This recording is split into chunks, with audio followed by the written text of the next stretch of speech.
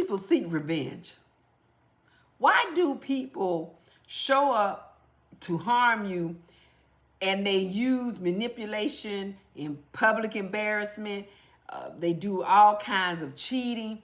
They do financial harm. They do anything to sabotage you. That's revenge.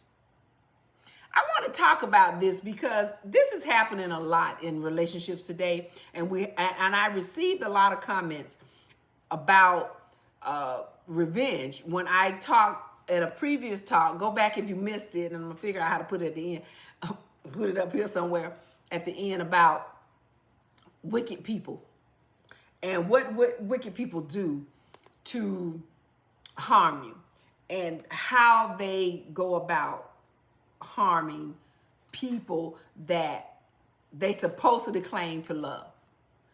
So stay with me because I want to give you an understanding why people seek revenge and help you recognize some warning signs and give you some ways to protect yourself so that you don't continue to have these type of relationship patterns. Because you got to recognize when somebody is not for you and have no interest or care for you and possibly could harm you.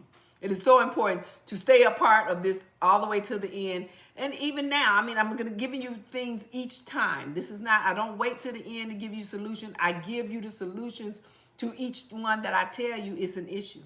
So stay apart and listen to the whole talk, and I hope it helped you. Continue to like and subscribe and stay a part of Love Doctor. I'm LoveDrPamela. I've been doing this over 15 years, and my goal is to help you be successful in relationship by giving you understanding of relationships and how we can stay connected. And that's what love is all about. Learning to be connected to each other so that you can have a successful love.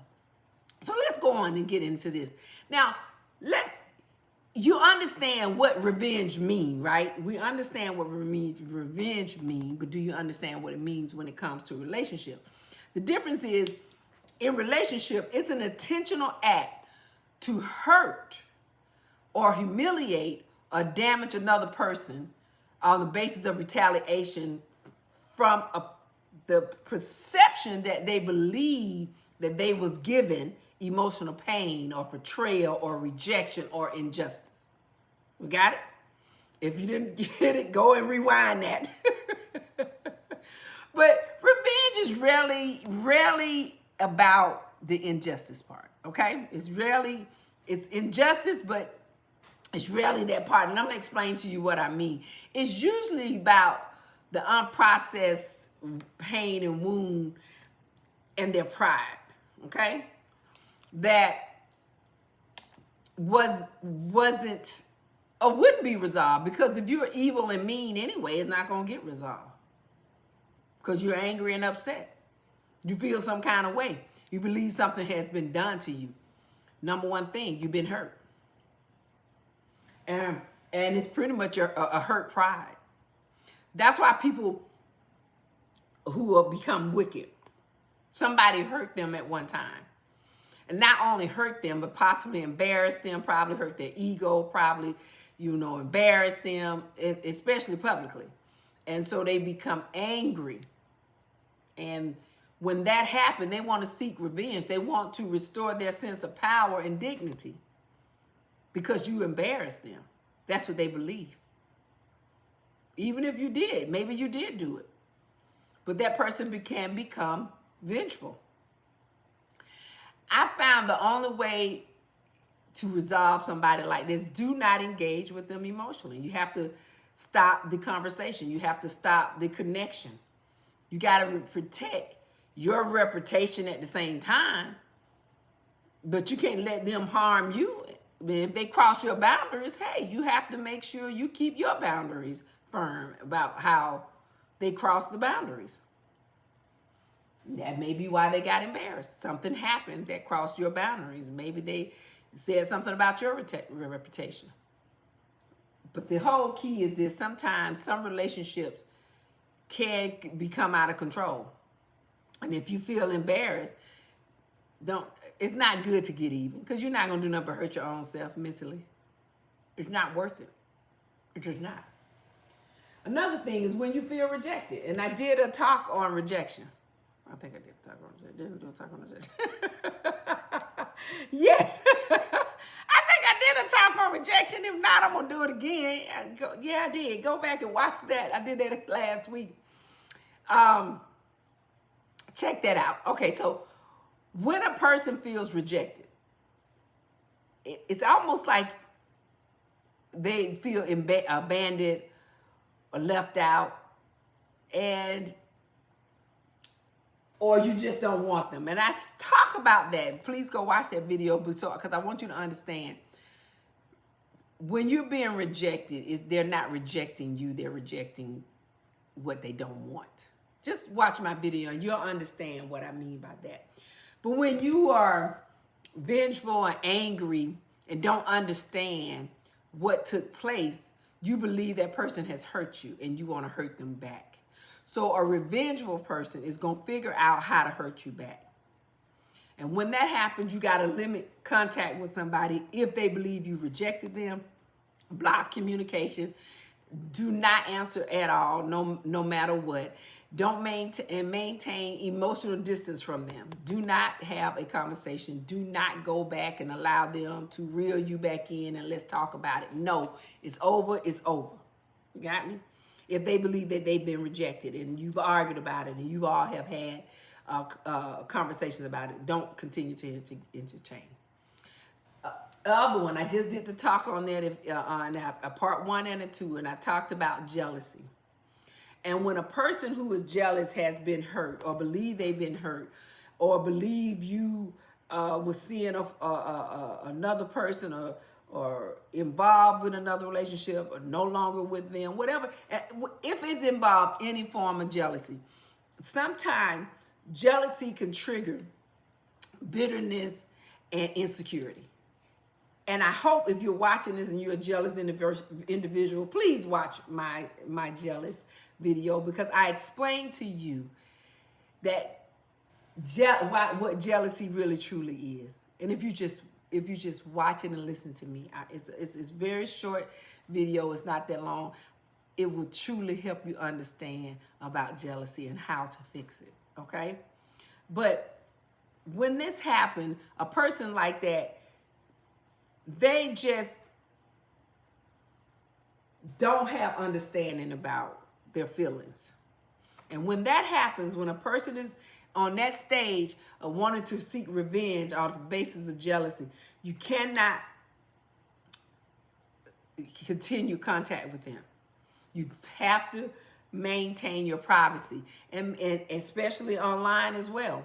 You have to avoid sharing relationship information and updates, anything at work, public, social media. You've got to stop because jealous people sometimes want to try to confront you and because they believe, again, they were hurt.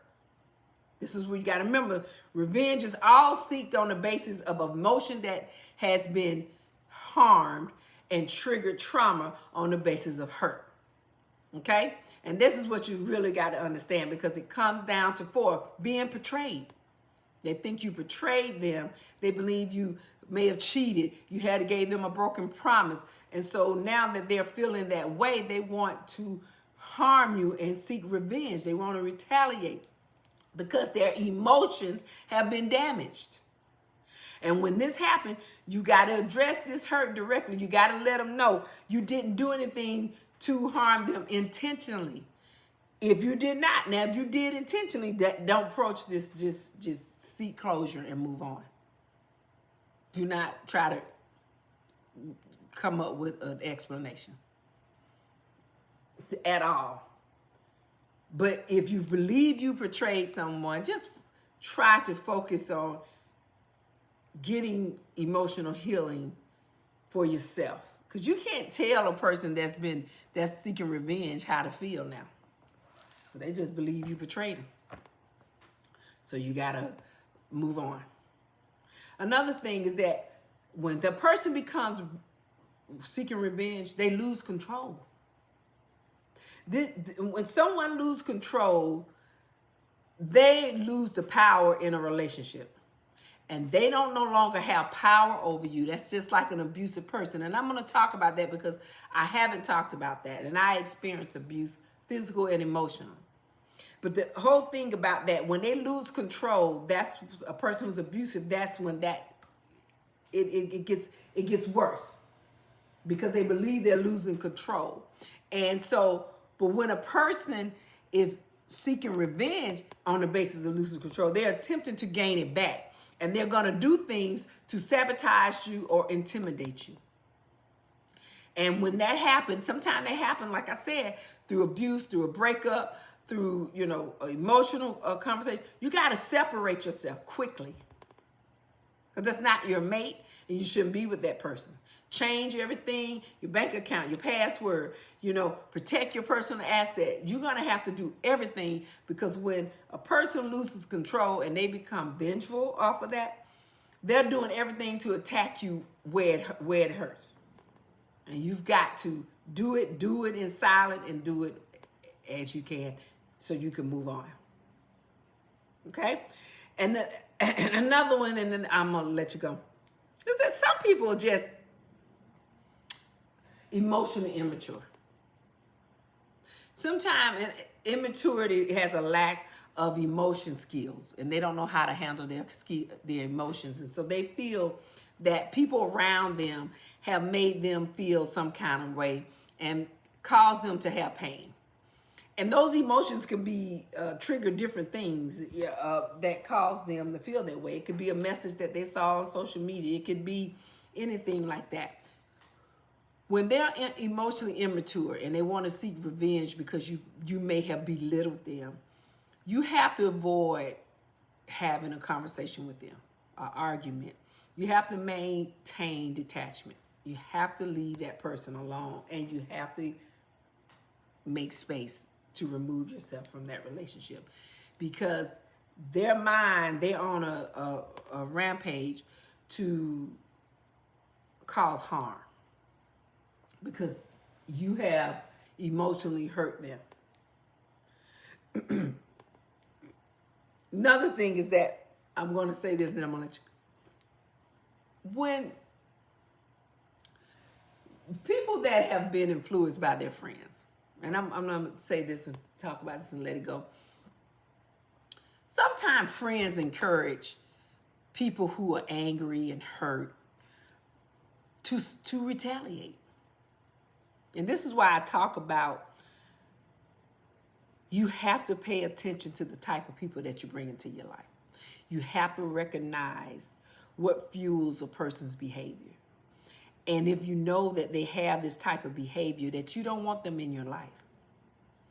And you have to separate yourself from people that are wicked. You gotta avoid being connected to people who want to harm other people. Especially somebody that wants to influence you to help them harm someone. If you're doing that, you're wicked. But when people influence another person to retaliate against you, and you know they have a wicked behavior, you have to remove yourself from them, because they're not your friends. They will never be your friend. And pretty much they're using you. So and I think sometimes when people are in that situation, I don't think I know, it comes from, unresolved pain. It comes from unresolved emotional hurt that they may have experienced, that they never have processed. And that's why they seek revenge. It happens because they're confused with their emotions, and they never got closure on being hurt. And this is why they go out here and do these things to harm people. Revenge does not heal pain. So if you're that person, it's not going to heal. You're still going to feel the hurt and the pain. You may have gotten away with getting back at someone, but you still didn't heal your pain.